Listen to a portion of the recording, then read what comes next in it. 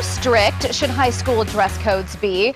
The question is a big topic of debate today after news broke that girls at one of New York City's best high schools held what they called a Slutty Wednesday protest to let their thoughts be known.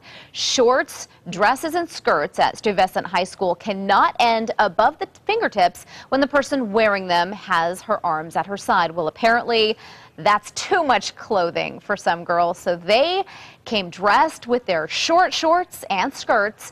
What do you think about this? Where is the line between dressing how you want, expressing yourself, and becoming a distraction? And whose job is it to monitor what kids are wearing? Randy Scott here from KSLX. What's your take? I mean, girls these days in general dress a little bit more provocatively than they did when we were probably their age. I think styles have definitely changed. I think that the trends are different and unique. I think some of it is really exceptional and creative and fun.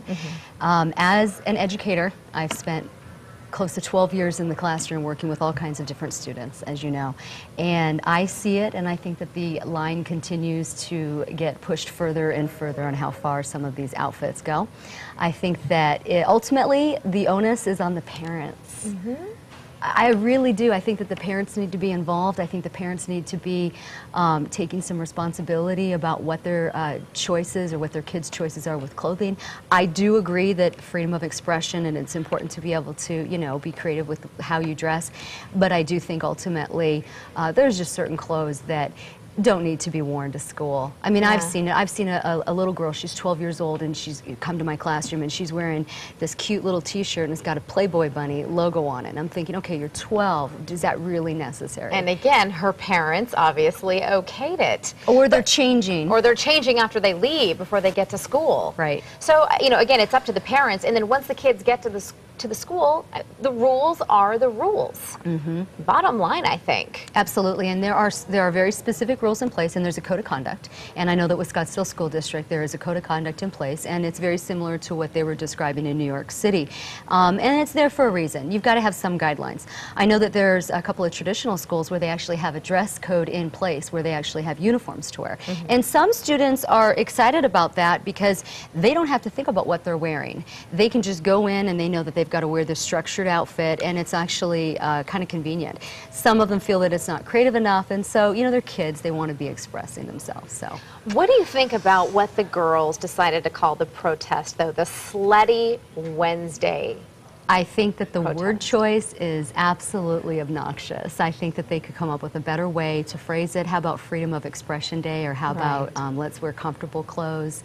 I just think that if there's going to be one day where they want to be able to wear things that they have some choice over, which is wonderful, I don't think that that word choice is appropriate. All right, let's get to what you're saying online. Michelle Rogan writes, go to uniforms and be done with it, like what you were saying. No issue there.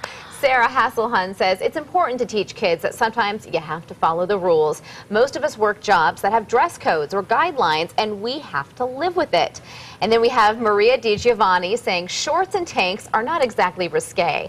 While I'd agree with not exposing underwear at school, asking girls not to wear tanks in a hot area is a little bit silly.